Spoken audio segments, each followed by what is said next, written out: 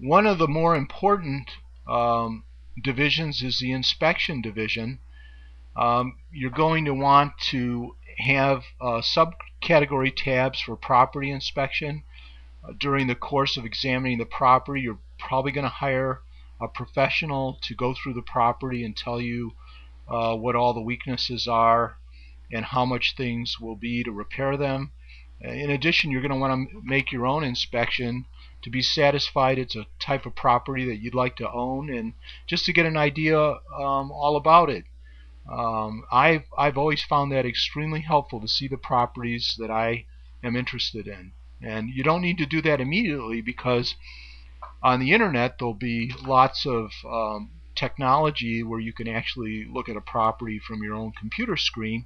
But you're going to have to go to the neighborhood, you're going to have to look around and see what's going on compared to other properties. So property inspections will be important, and your expert's opinion as well as your notes or impressions can go in there. Environmental study depends on the property under consideration, whether it's required or not. That would also be true for soils tests. Pest inspection report is almost always routinely done. These are helpful to have done, not only to give you a heads up on what may be needed, but it will also provide a bargaining chip during the purchase of the property to lower the purchase price if you find work that needs to be done, and that would lower the value of the property from where it might have been under a final agreement. And so it may form part of your counteroffer activities. Structural inspection may be part of your property inspection, or maybe another inspection. It all depends. Same thing for drainage. During the course of the inspections there'll be an appraisal. You could actually get your own appraisal in advance if you wanted to try to get an idea what should be a fair purchase price. Routinely, the banks always get an appraisal done to decide if what you want to buy the property for meets their investment criteria. So that's an important document that will later have to be obtained. The survey also. Most banks will require a survey, and you may also want a survey. And what happens there is a professional surveyor will actually go out to the property and determine the boundaries. That can be very important, because it's possible that your property that you're looking into might encroach on someone else's land, or you might be paying for something that really isn't owned by the owner. So this actually sets the boundaries for the property legally and officially. Due diligence is an extremely important category, and we're going to be talking about that at length in later installments. But this is where most of the hard work goes in terms of deciding whether this property is the best place to look for properties, whether this area rather is the best place to look for properties. Then performing market analysis, getting an idea who lives there, what's their income like, what's the population doing, whether this is in a high crime area or not. Trend analysis I like to refer to as emerging market analysis, which is something near and dear to my heart. All has to do with whether you're getting into an area that's coming up, or you're getting into an area that's already on the way down. Where is it on the circle of a life cycle of, let's say, a real estate community?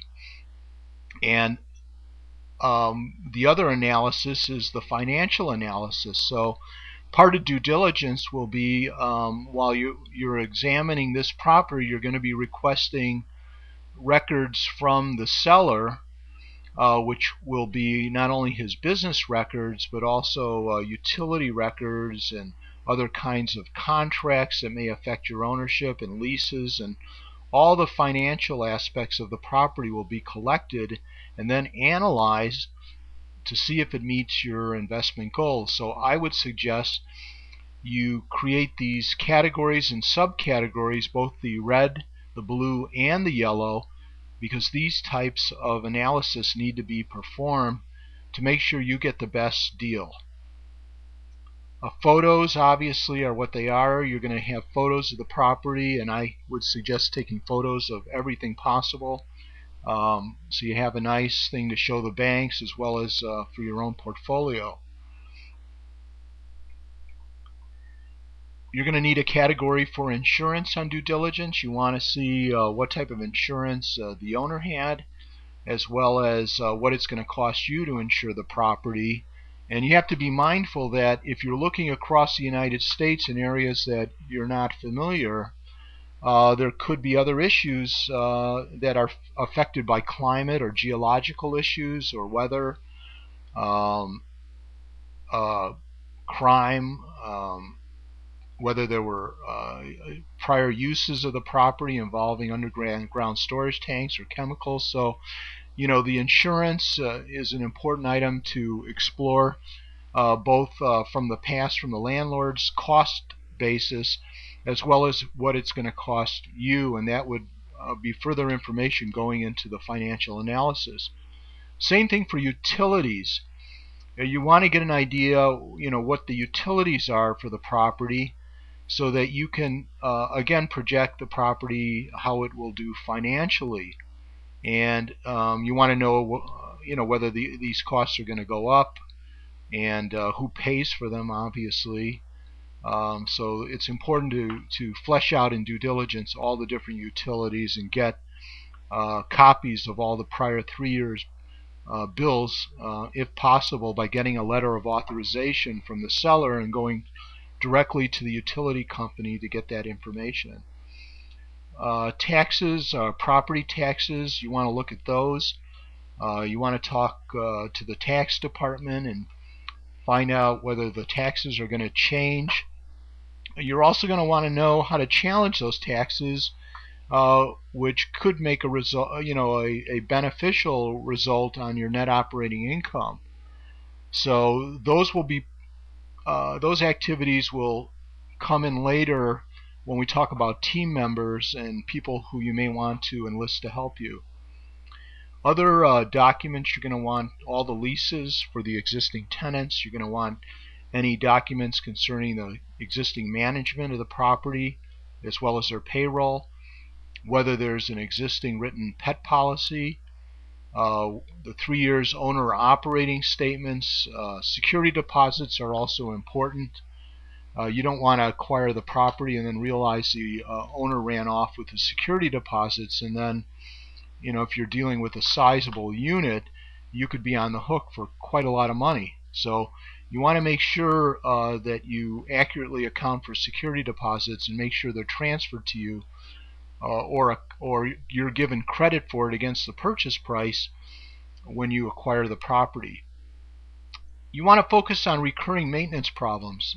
You want to make sure whether or not the property was kept up or the owner was poor on maintenance, and you're going to inherit a bunch of problems, because if so, you want to negotiate that purchase price to account for that work that you need to do that wasn't performed by the prior owner. We talked a little bit about claims. You want to know if there's any claims history. That's obviously going to affect the cost of insurance on the property, so it needs to be inquired into. Any existing contracts, such as for lawn care or garbage or pest control, anything like that you need to be aware of. Elevators, should have copies of that. Examine those relationships, see if you can get better deals, whether those contracts are voidable, and so forth. Same thing with vending. There may be vending machines on the property, or other suppliers of goods or services. You need to know about those agreements. Same thing with office equipment leases and security. Security is something that may be pre-existing, or it may be something that you want to consider, and that would be an additional cost that you need to account for.